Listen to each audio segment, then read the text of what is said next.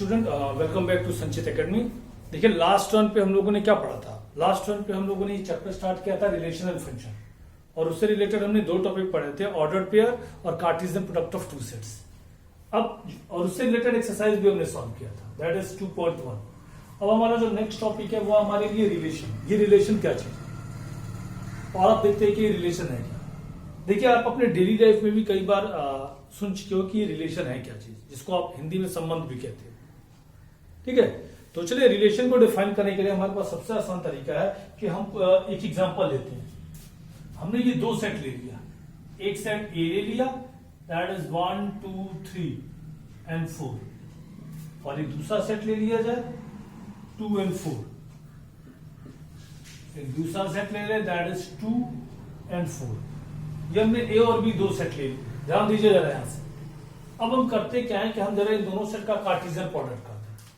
अगर हम इन दोनों सेट का कार्टेशियन प्रोडक्ट करते तो ये हो जाएगा आपके लिए 1, 2 1, 4 2, 2 2, 4 3, 2 3, 4 and 5, 2 then 5, 4।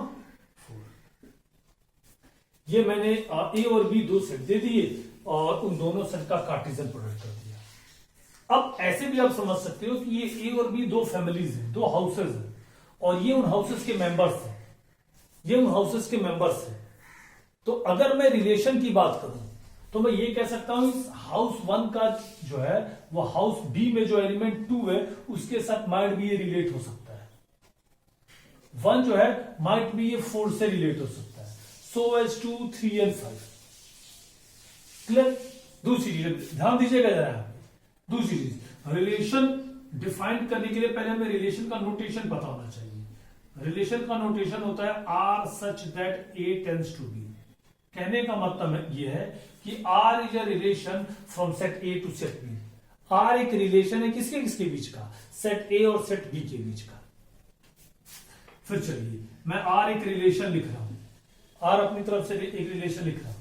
मैं लिख रहा हूं क्या कि सेट ए और सेट बी के जो एलिमेंट है वो आपस में रिलेटेड तभी होंगे when x less than y, where x belongs to set A and y belongs to set B। अब जरा चलिए, अब जरा इसको फिर रोस्टर फॉर्म में लिखिए। मैंने क्या कहा कि ये एक सेट ए है और ये एक सेट बी है, और इस सेट ए का एलिमेंट इस सेट बी के एलिमेंट से रिलेटेड तभी होगा जब सेट एक्स का जो एलिमेंट है वो सेट बी के कंपैरिजन में छोटा होगा। तो अब आप पहले 1 का 2 से देखोगे तो सेटिस्फाई कर रहा है, 1 इज लेस देन 2, 1 4 भी हो जा रहा है, 2 2 नहीं आएगा, फिर आपका 2 4 भी हो जा रहा है, 3 4 भी हो जा रहा है, दैट्स इट। और तो नहीं होगा ना। इन्हीं 4 कंडीशंस में जो x है वो y से छोटा है। बाकी अगर हम 5 2 ले, 5 4 ले तो x y से बड़ा हो जाता है। यह आपका रिलेशन हो गया। तो जरा ध्यान से देखिए, इस कंडीशन के अकॉर्डिंग, इस कंडीशन के अकॉर्डिंग सेट ए का कौन सा एलिमेंट सेट बी के एलिमेंट से रिलेटेड है, यही एलिमेंट्स आपस में रिलेटेड है। और ध्यान से देखिए r जो है वो a क्रॉस b का सबसेट है। R is the subset of the Cartesian product of A and B। कहने का मतलब ये है कि अगर A और B दो सेट है तो सेट A का एलिमेंट सेट B के एलिमेंट से रिलेटेड तभी होगा, सेट A का एलिमेंट सेट B के एलिमेंट से रिलेटेड तभी होगा जब उनका ऑर्डर पेयर A और B के कार्टेशियन प्रोडक्ट में प्रेजेंट हो। देखिए 1 और 2 आपस में रिलेटेड है, तो देखिए 1 और 2 A और B के कार्टेशियन प्रोडक्ट में प्रेजेंट हुई। 1 और 4 रिलेट होंगे तो 1 और 4 ए और बी के कार्टेशियन प्रोडक्ट में प्रेजेंट है। तो सेट ए और सेट बी के एलिमेंट आपस में रिलेटेड तभी होंगे जब वो ए और बी के कार्टेशियन प्रोडक्ट में प्रेजेंट हो। इसका मतलब जो रिलेशन होता है it is always the subset of the Cartesian product of A. जो रिलेशन होगा वो ए और बी के कार्टेशियन प्रोडक्ट का सबसेट होगा। हम चाहें तो यहां पे रिलेशन बदल भी सकते हैं। हम कह दें नहीं, सेट ए और सेट बी के एलिमेंट आपस में रिलेटेड तभी होंगे when x is greater than y, where x belongs to A and y belongs to B। तो जब इसको आप रोस्टर में कन्वर्ट करोगे 1 2 नहीं, 1/4 नहीं, 2 नहीं, बराबर हो जा रहा है, 2/4 ये भी नहीं होगा, 3/2 हो जा रहा है, 3 इज ग्रेटर देन 2, देन 3/4 बिल्कुल नहीं, देन 5/2 हो जा रहा है, एंड देन 5/4 हो जा रहा है। तो जरा यहां से इसको आप R1 ले लीजिए, इसको आप R2 ले लीजिए, यहां से भी देखिए that R2 is a subset of Cartesian product of A and B. It means the relation between any two sets is always the subset of Cartesian product of A and B. इसका मतलब दो set के बीच का जो relation होता है वो हमेशा A और B के कार्टेशियन प्रोडक्ट का सबसेट होता है। क्लियर? आप इस रिलेशन को फिर बदल दो, R3 कर दो। इस बार हमने क्या कर दिया, x इक्वल टू वाई कर दीजिए, x equal to y, x element of A, y element of B. तब उस केस में R3 हो जाता x और y बराबर, तो केवल 2 और 2 ही तो आता, यही आता ना। बट ये भी तो आपका सबसेट हुआ Cartesian product of A and B का। इसका मतलब जो रिलेशन होता है it is always the subset of Cartesian product of A. और यहीं से फिर हम डेफिनेशन निकाल देते हैं, if A and B are any two non empty set, then the set of all those elements of A is said to related to element of set B if their ordered pair is the subset of Cartesian product of A and B. It means R is always the subset of Cartesian product of A and B. यही आपका relation. चलिए कुछ और examples लिए जाए, इसको हटाते हैं, फिर लास्ट में डिफिनेशन हम लोग लिखेंगे। वैसे आप इनको नोट करते रहिएगा। चलिए देखिए, आप एक एग्जांपल ले रहे हैं, सेट ए लिया है मैंने 2 3 5 9, 2 3 5 एंड 9, और सेट बी क्या दिया गया, सेट बी आपका दिया गया 4 6 9, 4 6 9 15 एंड 25 के ए और बी दो सेट दिए गए, और रिलेशन लिख दे रहे हैं A is a divisor of B, A is a divisor of B, A B को डिवाइड करेगा। तो चलिए रोस्टर में कन्वर्ट करिए, 2 4 को डिवाइड करेगा बिल्कुल, 2 6 डेफिनेटली, 2 9 बिल्कुल नहीं, 2 15 बिल्कुल नहीं, 2 25 को डिवाइड करेगा नहीं। अब 3 से आते हैं, तो 3 6 हो जाना है, फिर 3 9 हो जाना है, ये सब डिवाइड करेंगे, 3 15 को भी डिवाइड करेगा, और 3 not divided by 25। It's time for 5. So 5 divided by 15 and 5 divides 25. And then 9. 9 divides 9. ठीक है? अब जरा A और B का आप कार्टेशियन प्रोडक्ट करें, तो जब A और B का कार्टेशियन प्रोडक्ट करोगे तो 2 4 2 6 सब आएगा कि नहीं आएगा, और लास्ट में आ जाएगा 9 25। तो यहां से देखिए R is the subset of Cartesian product of A and B. तो R subset हुआ कि नहीं Cartesian product of A and B का? It means the relation between any two non-empty set is always the subset of the Cartesian product of both the sets. जो दोनों set के Cartesian product होंगे उनका वो हमेशा ही सबसेट होगा। और ये आपने एग्जांपल्स के थ्रू देख लिया। रिलेशन हर बार गिवन रहेगा कि क्या रिलेशन है, जो दोनों सेट्स हैं उनके बीच में रिलेशन क्या है, और जैसे ही आप उस रिलेशन को रोस्टर में कन्वर्ट करोगे तो पता चलेगा कि वो जो आ रहा है वो ए और बी के कार्टेशियन प्रोडक्ट का सबसेट हो जाएगा। समझ में आ रही है बात? तो चलिए यहां से हम डिफिनीशन सेट आउट कर दिया जाए अपना। डिफिनीशन क्या है, if A and B are any two non-empty set, then any subset of A cross B, then any subset of A cross B is called a relation, is called a relation from A to B। अगर A और B हमारे पास दो non empty set है तो A cross B का हम कोई भी सबसेट ले लें तो वो हमारे लिए A और B के बीच का रिलेशन हो जाएगा। A और B का कोई भी सबसेट ले लें तो वो A और बी के बीच का रिलेशन हो जाएगा। और मैंने बताया है कि जो रिलेशन होता है वो ए और बी के कार्टेशियन प्रोडक्ट का हमेशा ही क्या रहता है, सबसेट रहता है। समझ में आ रही है बात? चलिए एक एग्जांपल और लेते हैं। चलिए ये ले लिया मैंने एक सेट एन, ये सेट एन लिया और एक किसका सेट है, नेचुरल नंबर का सेट है। तो कितने एलिमेंट्स होंगे इन पे, इनफाइनाइट्स। ध्यान दीजिए यहां पे एक ही सेट लिखा मैंने और अब रिलेशन लिख दे रहे हैं। रिलेशन क्या है, रिलेशन क्या दिया गया, is a square, is a square from the set. कहने का मतलब यह है कि ये एन हमारे पास एक सेट है नेचुरल नंबर का, और रिलेशन क्या कह रहा है, रिलेशन ये कह रहा है कि इस पर्टिकुलर सेट से कोई भी दो एलिमेंट पिक आउट करिए, वो आपस में रिलेटेड तभी होंगे जब पहला वाला जो होगा वो दूसरे वाले का स्क्वायर होगा, जो x होगा वो y का क्या होगा, स्क्वायर होगा। जैसे देखिए मैं इसको रोस्टर में कन्वर्ट करता हूं, तो 1 और 1 का स्क्वायर है, 2 4 का स्क्वायर है, 3 9 4 16 5 25 6 36 हो रहा है कि नहीं हो रहा है, चलते रहेगा। यही था ना स्क्वायर का रिलेशन कि जो x हो वो y का स्क्वायर हो, तो 2 का स्क्वायर करोगे 4, 3 जो है 3 का स्क्वायर 9, 4 का स्क्वायर 16। आ रहा है कि नहीं आ रहा है? इसको अगर आप रिलेशन को सेट बिल्डर में लिख दो तो r is equal to order pair x comma y सच दैट y is equal to x square, where x and y both are the element of natural number. और जरा इस नेचुरल नंबर से नेचुरल नंबर का कार्टेशियन प्रोडक्ट करो आप, तो 1 1 1 2 सब आ जाएगा कि नहीं आ जाएगा?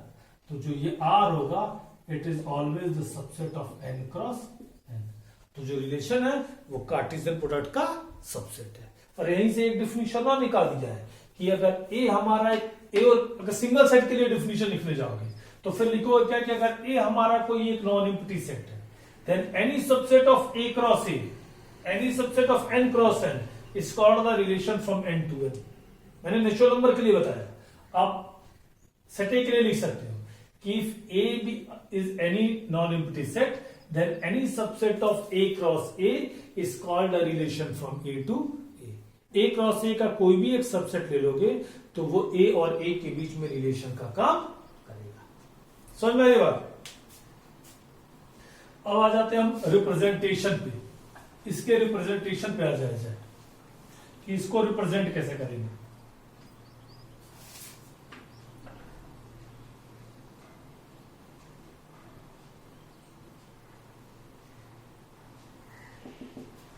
इसके रिप्रेजेंटेशन पे आ जाए तो पहला तो आपके लिए रोस्टर फॉर्म था, पहला आपके लिए रोस्टर फॉर्म, दूसरा आपके लिए हो जाएगा सेट बिल्डर, और तीसरा हो जाएगा आपके लिए एरो डायग्राम। ये 3 एग्जांपल्स दिए गए। तो चलिए कोई एक सेट लिख लिया जाए। जैसे ये मैंने एक सेट ए ले लिया, 1 2 3 छोटा लिया जाए, और b इक्वल टू ले लिया जाए 4 5। थोड़ी देर के लिए मान लीजिए a और b के बीच, a और b का कार्टेशियन प्रोडक्ट क्या होगा, तो 1 4 1 5 हो जाएगा नहीं हो जाएगा, लिख लीजिएगा पूरा ये। अब रिलेशन लिख दे रहे हैं, रिलेशन हम लिख दे रहे हैं 1 4 1 5 2 3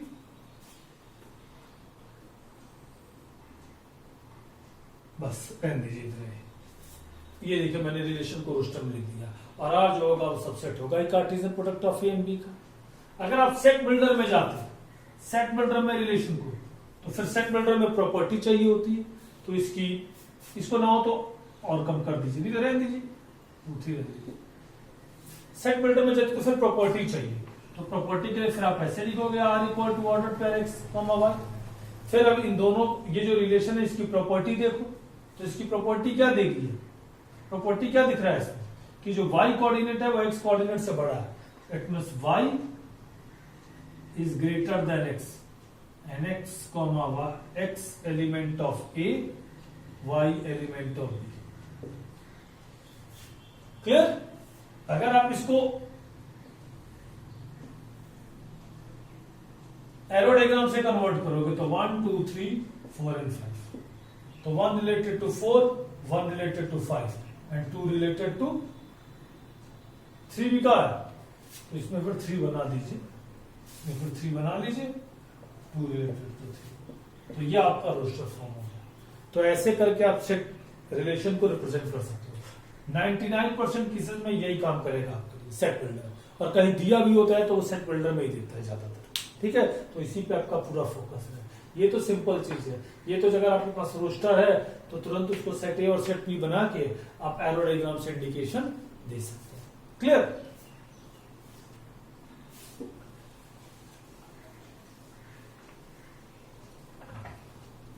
चलिए लास्ट स्टेप इसका मैं आपके लिए डोमेन,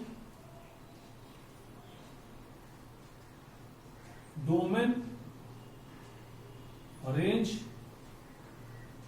और कोडोमेन। लास्ट ऑफ इसका ये डोमेन, रेंज और कोडोमेन। चलिए तो डोमेन, रेंज और कोडोमेन बनाने के लिए पहले तो आप एक रिलेशन लिखिए।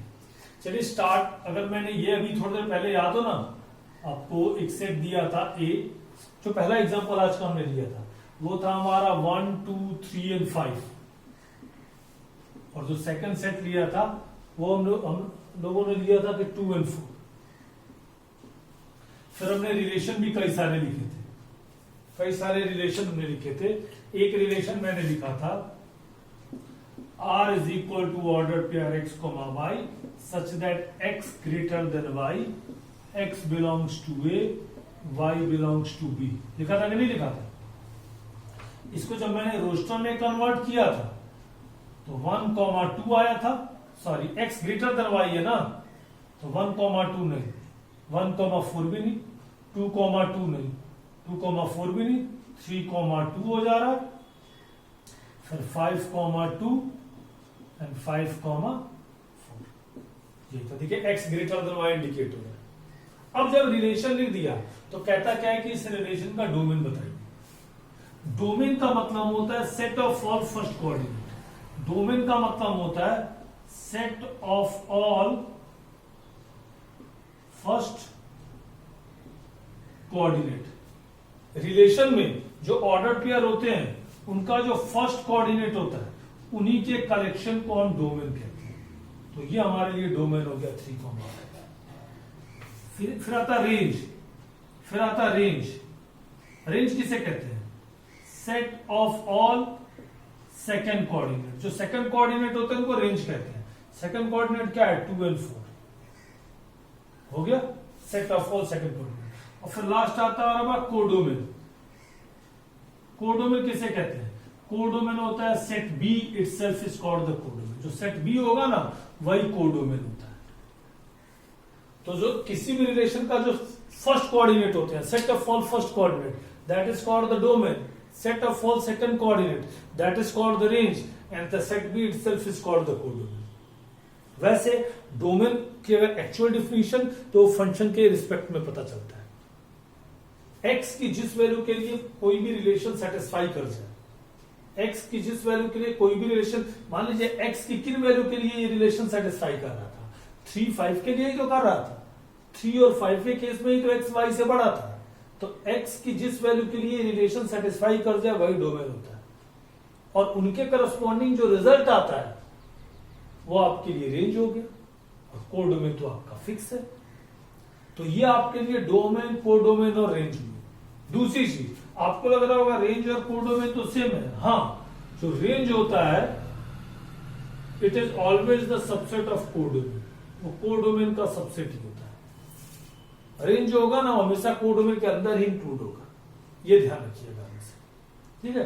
तो ये आपका डोमेन, रेंज और कोडोमेन। फिर एक आता है total number of relation from set A to set B. मान लीजिए कि एक सेट ए है, यहां लिख देते हैं हम, एक सेट ए है और number of element in set A is equal to P है, और number of element in set B equal to Q है। तो कई बार कह देता है टोटल नंबर ऑफ रिलेशन बताइए। Total number of relation from A to B. Set A और सेट बी के बीच में टोटल कितने रिलेशन आप बना सकते हो? So the formula is 2 to the power pq, 2 to the power pq. इतने रिलेशन बन जाएंगे। जैसे मैंने ए और बी दो सेट लिखे थे ना पहले एग्जांपल में, तो देखिए मैंने 3 रिलेशन बना दिए थे, एक बार x ग्रेटर देन y, एक बार x लेस देन y और एक बार x इक्वल टू y। और भी रिलेशन बन सकते थे। तो यही पूछते हैं कि कितने रिलेशन बना सकते हो सेट ए और सेट बी के बीच का। So the formula is 2 to the power pq, where p is the number of element in set A and q is the number of element in set B. So this is the formula to calculate the total number of relation from set A to set B. So that's all about a relation. What are the relation? अब इसके बाद हम अपना exercise start करेंगे, that is exercise 2.2 next video में। इस topic में अगर कोई भी प्रॉब्लम हो तो आप कमेंट बॉक्स में लिखिए जरूर। एट लास्ट वीडियो को ज्यादा से ज्यादा लाइक, शेयर और सब्सक्राइब करें। क्लियर? Good bye.